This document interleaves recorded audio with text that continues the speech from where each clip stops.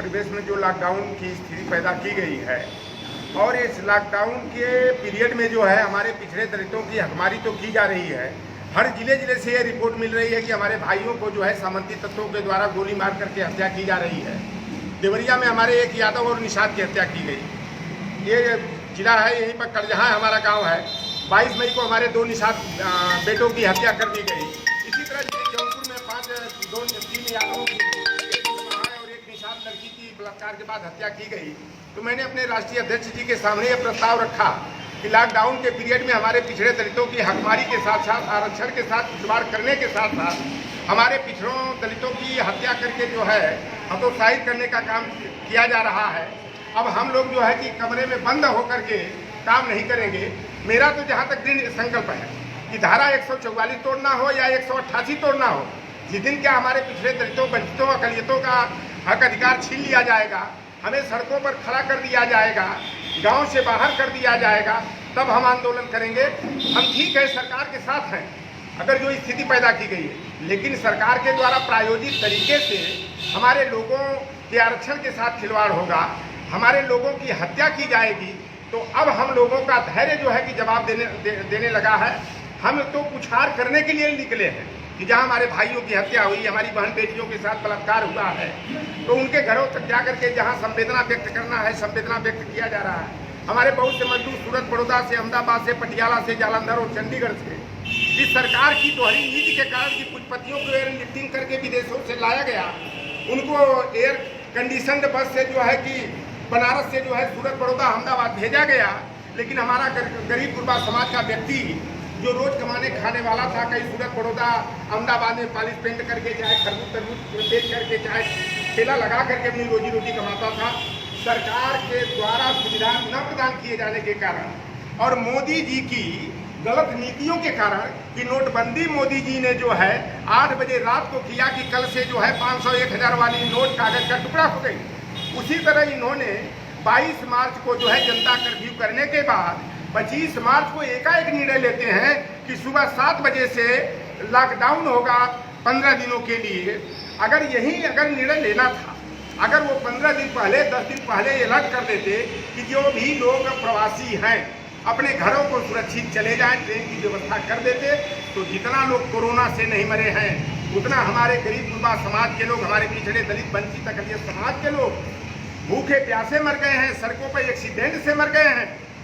और जितना सरकार ने मदद नहीं किया, हमारे समाजवादी सिपाहियों ने चाहे लंच पैकेट बांट कर, चाहे राशन बांट करके जो है सरकार के तंत्र से बढ़कर के सहयोग करने का काम, मदद करने का काम किया है। आपकी क्या राय है जी?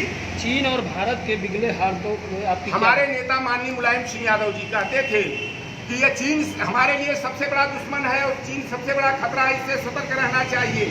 लेकिन हमें तो संदेह पैदा हो रहा है। एक तरफ भाजपा स्वदेशी की बात करती है और मोदी जी को पाकिस्तान का मशरूम पसंद आता है।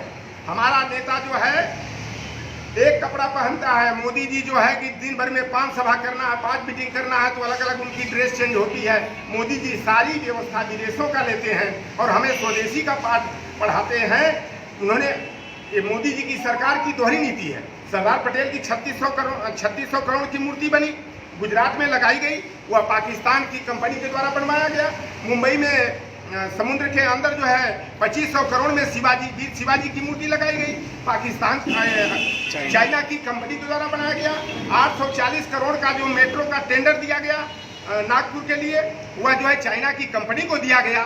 तो यह तो हमको लगता है कि जिस तरह से अटल बिहारी वाजपेयी जी ने मुशर्रफ से मिल करके कारगिल का युद्ध करा करके हमारे भाइयों को मारने का काम, हमारी बहन बेटियों को विधवा कराने का काम किए थे। यह आसन्न चुनाव है विधानसभा का बिहार का। यह बिहार का चुनाव जीतने के लिए एक बहुत बड़ी राजनीतिक षड्यंत्र है। यह चाइना से युद्ध की स्थिति पैदा की गई है। कृत्रिम तरीके से यह मोदी की, आरएसएस की कहीं न कहीं बहुत बड़ी साजिश है। अगर ये कोरोना जो है, कोरोना का भय दिखाकर हमारे भाइयों को, हमारे लोगों को घर में बंद कर दिया गया और भाजपा के लोग सारा काम कर रहे हैं, चुनाव का प्रचार कर रहे हैं, मोदी जी का संदेश गांव-गांव पहुंचा दे रहे हैं। हमारे लिए जो है कि लाकबंदी है और उनके लिए खुली छूट है। तो इस दोहरी नीति का जो है ये हम लोगों को, हम अपने कार्यकर्ताओं से ये निवेदन करूंगा कि आप लोगों को, ये भाजपा की दोहरी नीति है अमीर और गरीब की। यह पूंजीवादी पार्टी है।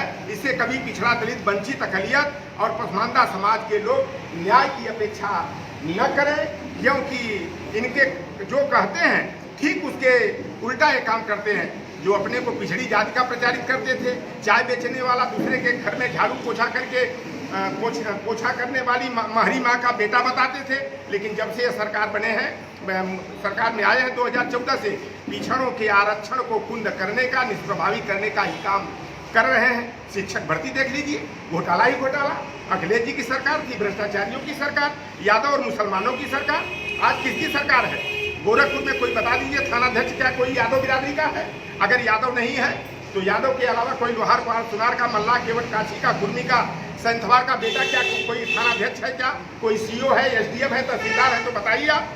केवल दो जातियों का हर जगह थाने से लेकर के ऊपरी तंत्र तक जो है प्रेजेंटेशन दिखाई दे रहा है। हम करते हैं अपनों के भलाई, सबके भलाई की काम, तो हम जातिवादी हो जाते हैं।